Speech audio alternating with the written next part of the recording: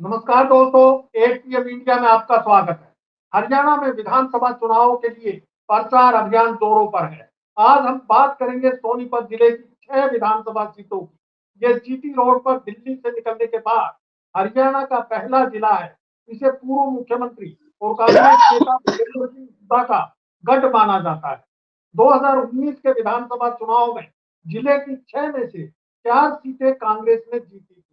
जिले की विभिन्न विधानसभा सीटों पर इस बार क्या चुनावी समीकरण बनकर उभर रहे हैं, विभिन्न सीटों पर किस पार्टी और उम्मीदवार का दबदबा है, इन तमाम स्थितियों पर चर्चा के लिए हमारे साथ मौजूद हैं वरिष्ठ पत्रकार योगेश सूद। योगेश जी, एक पीएम इंडिया के मंच पर आपका स्वागत है। नमस्कार।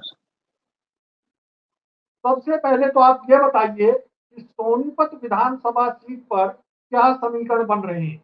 यहाँ से पूर्व विधायक और मंत्री कविता जैन की भाजपा ने टिकट काटकर निखिल मदान को दे दी है और कांग्रेस ने अपने पुराने चेहरे सुरेंद्र पवार पर विश्वास जताया है। पवार ईडी की कार्रवाई के चलते जेल में बंद थे। पंजाब हरियाणा हाईकोर्ट ने पवार की गिरफ्तारी और पूरे केस को ही अवैध करार दिया है और देते हुए उन्हें राहत दी और बरी कर दिया है। वीरेंद्र जी, योगेश जी, इस समय क्षेत्र में क्या चुनावी समीकरण बनकर उभर रहे हैं? जी देखिए सर कि चुनावी समीकरण सुरेंद्र पवार के जेल में जाने से थोड़ा सा भाजपा के पक्ष में हो गए थे। कल तक तो लगभग हमें भी ये लग रहा था कि चुनाव शायद एक तरफा जा रहा है। हालांकि सुरेंद्र पवार की पुत्रवधू समीक्षा पनवार ने बहुत ज्यादा कोशिश की है और बहुत ज्यादा प्रचार किया है, लेकिन वो जितना कर सकते थे, कोई सीजन पॉलिटिशियन तो वो है नहीं है, उतना उन्होंने किया। लेकिन जैसे ही हाई कोर्ट ने सुरेंद्र पवार को बरी ही कर दिया इस केस से, तो सारे समीकरण बदलते दिखाई दे रहे हैं जी अब। क्यों? क्योंकि एक तो हाई कोर्ट ने बोला है कि इनकी गिरफ्तारी अवैध थी। अब वो जैसे ही सोनीपत आएंगे तो चिल्ला चिल्ला कर बोलेंगे कि मेरे को साजिश के तहत गिरफ्तार किया गया है, जबकि मुझे गिरफ्तार क्यों किया गया ये मुझे बताया ही नहीं गया। हाई कोर्ट ने उन्हें बरी कर दिया। उन्होंने कहा कि एफआईआर में सुरेंद्र पवार का नाम ही नहीं था। जब नाम नहीं था तो उन्हें गिरफ्तार क्यों किया गया?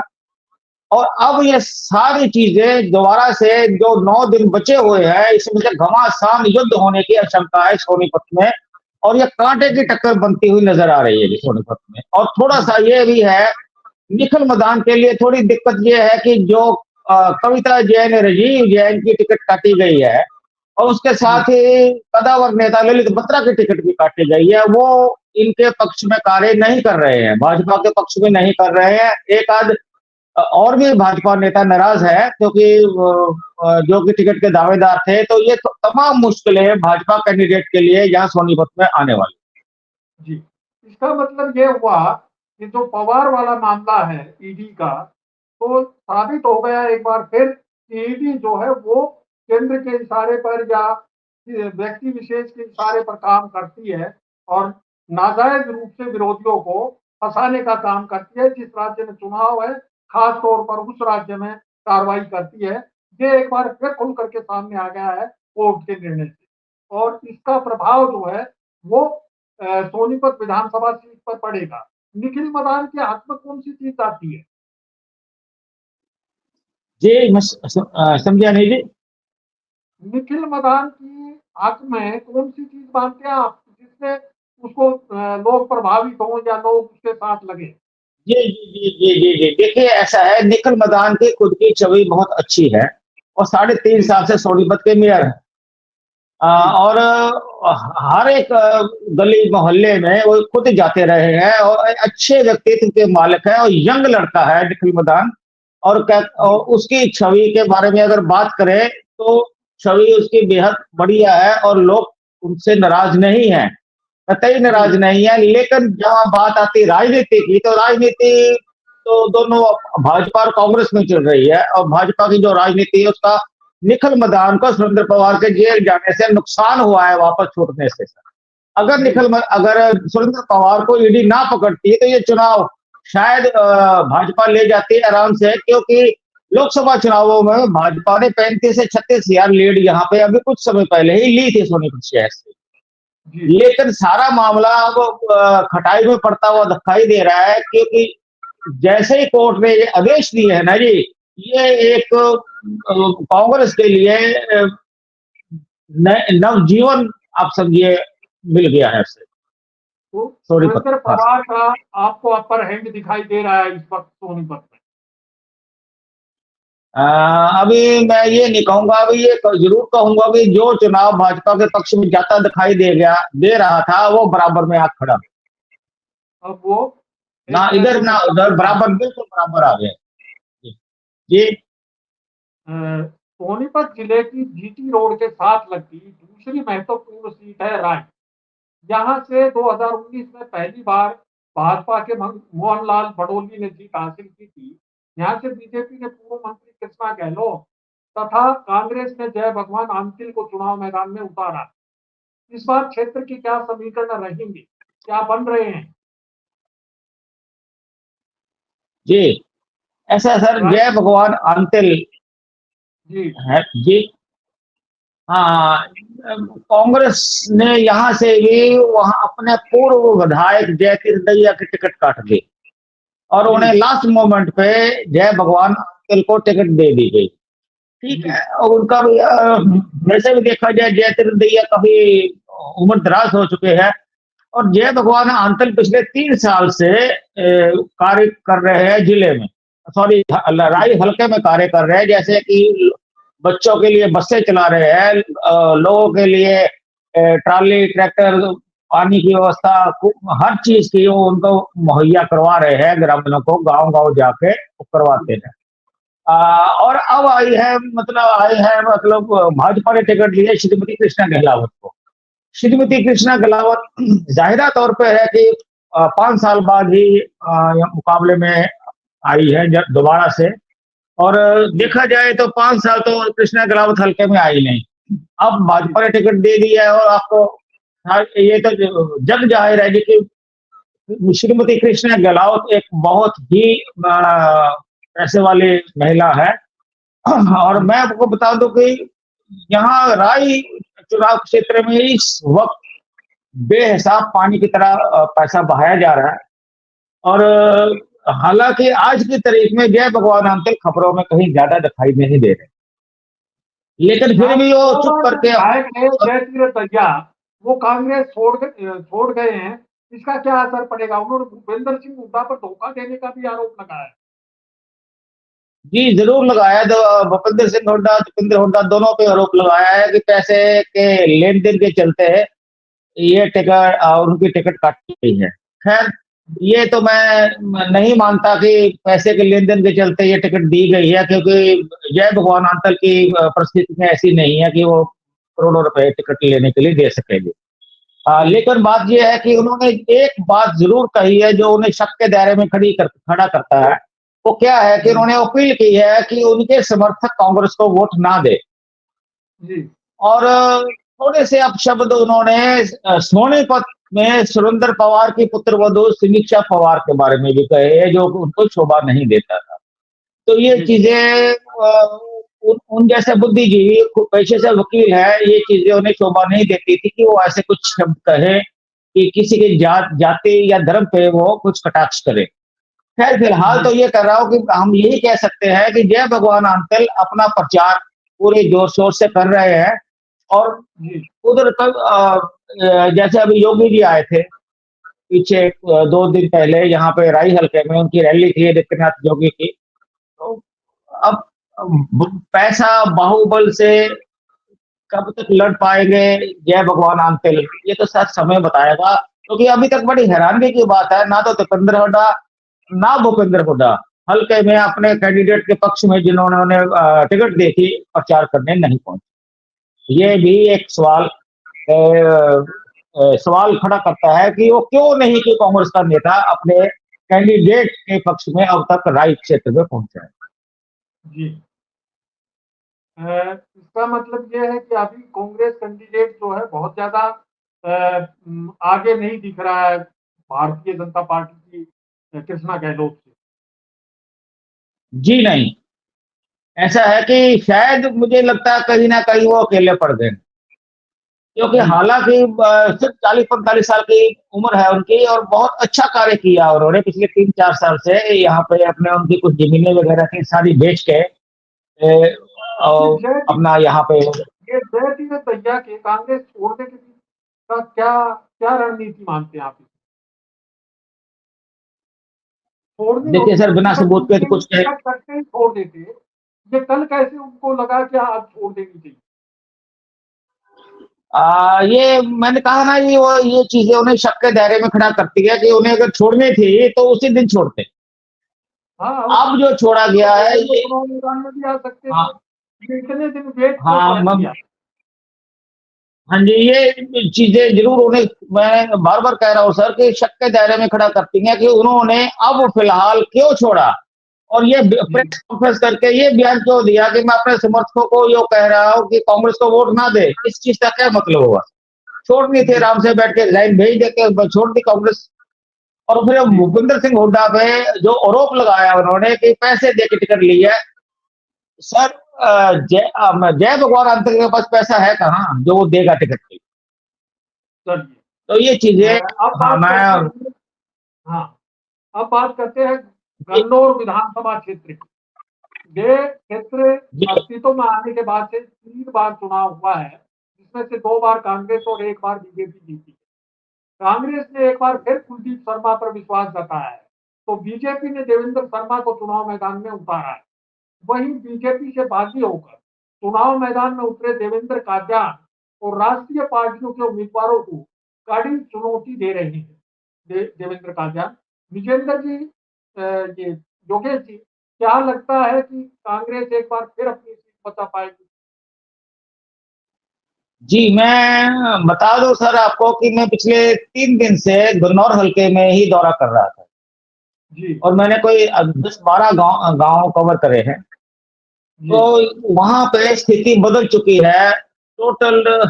कुलदीप शर्मा मुझे तो कहीं भी रेस में दिखाई नहीं दी ना जी तो। और दूसरे अपने जो दूसरे कैंडिडेट हैं जो भाजपा के कैंडिडेट हैं वो भी कहीं नहीं दिखाई दे रहे। कहना यही है कि आज की 60% में देवेंद्र कादियान है और 40% में दोनों कैंडिडेट। जी। तो देवेंद्र देवेंद्र कादियान कादियान ये टिकट क्यों काटी गई? पार्टी में क्यों काटी है? क्या कोई इसके पीछे भी रणनीति है बीजेपी की?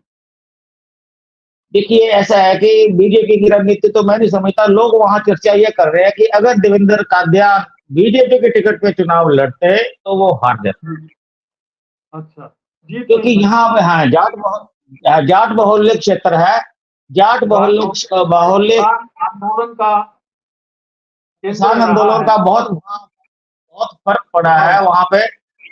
62 से 64 हजार वोट वहां पे जाट समुदाय की है। बाईस जी 22 हजार वोट ब्राह्मण समुदाय की है। और जी मेन फैक्टर ये 17 से 18 हजार मुस्लिम वोट है जी और बाकी अन्य वोट है। ये 1,95,000 टोटल वोट है। तो जी इसमें से 36 बरादरी का समर्थन आज देवेंद्र कादियान को मिल रहा है और मैं ये हम निश्चित कोच कह सकते हैं कि देवेंद्र कादियान भारी बहुमत से गन्नौर विधानसभा सीट जीतेगा। देखिए, एक बात पूरी तरह से साफ है कि देवेंद्र कादियान जो है वो बीजेपी में थे, और बीजेपी में ही अगर चुनाव जीतते हैं तो बीजेपी को ही समर्थन करेंगे। ये बात क्या लोगों को समझ नहीं आ रही है? जो आंदोलन कर रहे थे, किसान आंदोलन जो चला रहे थे, क्या उनको ये समझ नहीं आ रही तो अभी देवेंद्र कादियान के साथ खड़े हो गए? क्या ये बात में है बीजेपी शक को के दायरे नहीं में है शक के दायरे में है जी क्योंकि लोग ये कह रहे हैं। अपोजिशन तो कह रही है कि देवेंद्र कादियान चुनाव जीतते फिर भाजपा की गोद में बैठ जाएगा। लेकिन इस वक्त अगर वो भाजपा की गोद में बैठ जाए देवेंद्र कादियान का चुनाव अपना पॉलिटिकल कैरियर खत्म हो जाएगा। वो तो निश्चित वो रूप से जी, अब ये उनको खट्टर का खास आदमी माना जाता है, मनोहर लाल खट्टर का, जो केंद्र में मंत्री हैं हाँ पहले जी से, जहाँ 10 साल 9.5 साल मुख्यमंत्री रहे, उनका बिल्कुल खास सर ये आदमी माना। ठीक है।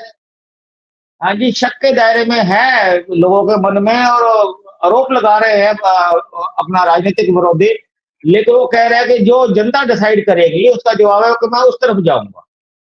जी लेकिन अभी वही लोगों के मन में है कि ये वहां जाके क्योंकि कांग्रेस में जा नहीं सकता क्योंकि उन्हें भूपेंद्र हुड्डा से उनकी बनती नहीं है। तो और यानी यहाँ जो है बीजेपी और कांग्रेस दोनों कमजोर दिख रहे हैं। हाँ, दोनों निर्दलीय दोनों कमजोर दिख रहे आगे हैं। दिख रहा है।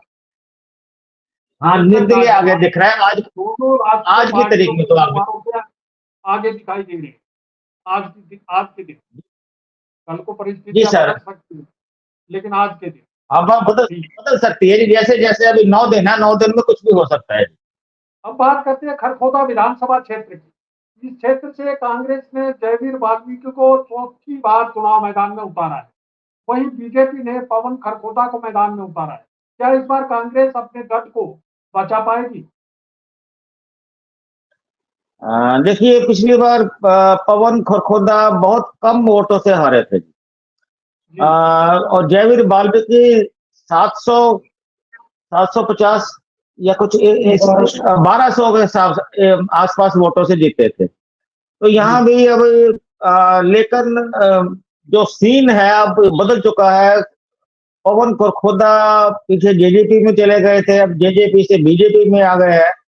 तो जी टक्कर तो यहाँ भी जरूर होगी, लेकिन मुझे लग रहा है कि कहीं ना कहीं कांग्रेस ये सीट निकाल लेगी। और निकाल लेगी क्यों? सिर्फ भूपेंद्र हुड्डा के नाम पे। खाप पूर्व पंचायत में मुख्यमंत्री भी भूपेंद्र खरखोदा हुड्डा को के नाम। पवन खरखोदा को समर्थन दिया है। कोई खाप ऐसी कोई पंचायत जानकारी तो में नहीं आई है जी। आजकल। ये सब रूमर है सर। खाप पंचायतें सर कभी भी किसी राजनीतिक पार्टी को समर्थन नहीं देती। ये जी भाजपा की फैलाई हुई बात है या ये ऐसी वही होता है अमृत कि या अपनी खाप से बात समापति हुई की थी? पंचायत बुलाई जाती है और उसको खाप का नाम दे दिया जाता है, एक मीटिंग बुला करके। जी वो इस तरह का मामला अक्सर देखने में आता है। तो यहाँ जो है वो आपको बिल्कुल लग ऐसा। रहा है कि एक जी, बार फिर कांग्रेस जो है अपनी सीट बचा लेगी यहाँ पर।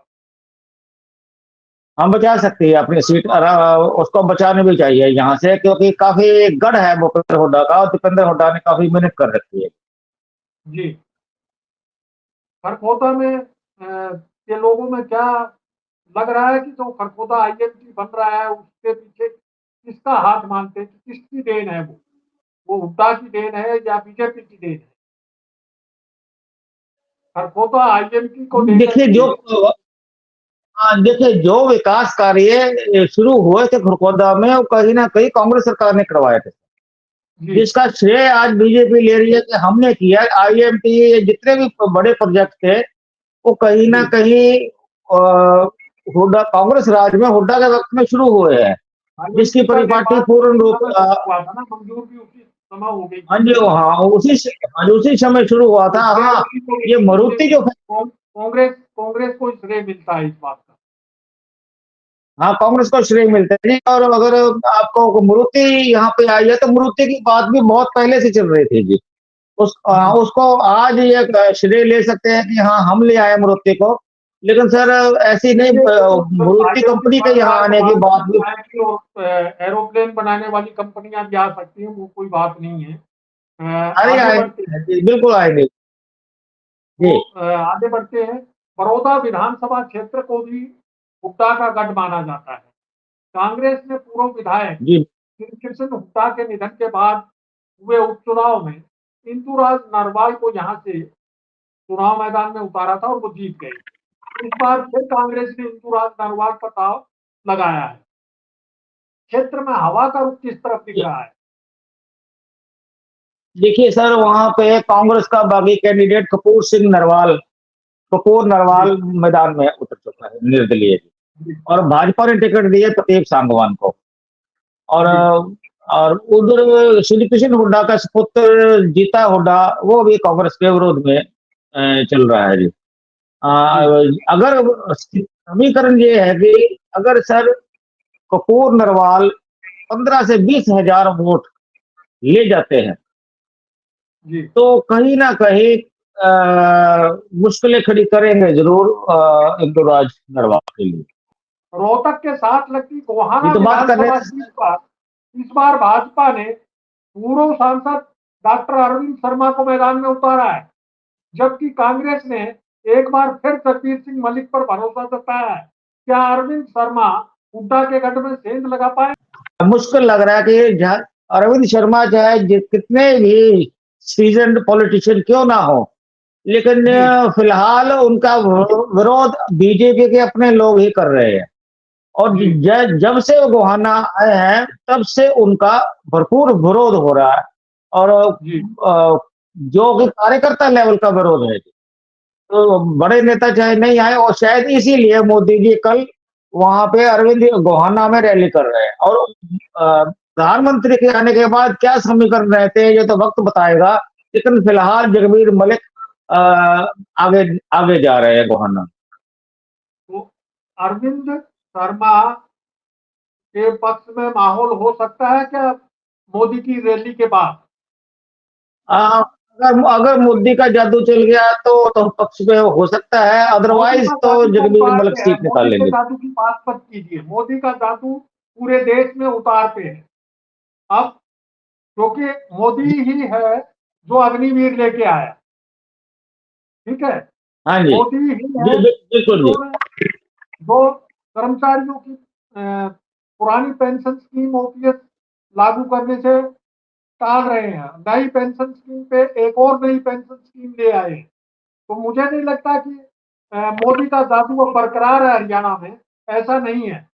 तो मुझे लगता है कि अभी भी जो अरविंद शर्मा आखिर में चुनाव में जो खेल करते हैं हर बार, क्या इस बार भी वो खेल कर पाएंगे? देखिए, पैसे के बल में तो कहा नहीं जा सकता कि वो कहाँ तक जाएंगे, क्योंकि अगर जगबीर मलिक चुनाव लड़ रहे हैं, भूपेंद्र सिंह हुड्डा के बल पर लड़ रहे हैं। दीपेंद्र हुड्डा और भूपेंद्र सिंह हुड्डा पूर्व मुख्यमंत्री, उनके बल पे लड़ रहे हैं, और वो इतनी आसानी से तो ये सीट हारने देंगे नहीं जी। और इसलिए यहाँ वो पे, तो इसलिए मैं बार बार कह रहा हूँ कि जगबीर जगबीर मलिक आज भी स्ट्रॉन्ग कैंडिडेट है। जी योगेश जी, आपने बड़े सुंदर ढंग से सोनीपत जिले की सभी सीटों के उलझे समीकरणों को सुलझाने का प्रयास किया। कुल मिलाकर देखा जाए तो जिले की 4 सीटों पर कांग्रेस बढ़त पर दिख रही है, जबकि गन्नौर में जी, त्रिकोणीय मुकाबला है, तो राय में सीधे मुकाबले में कुछ भी हो सकता है। इस वीडियो में बस इतना हाँ ही। जी। जल्द फिर हाजिर होंगे प्रदेश की अन्य विधानसभा सीटों पर बनते बिगड़ते नए समीकरणों की गुत्थी लेकर। नमस्कार।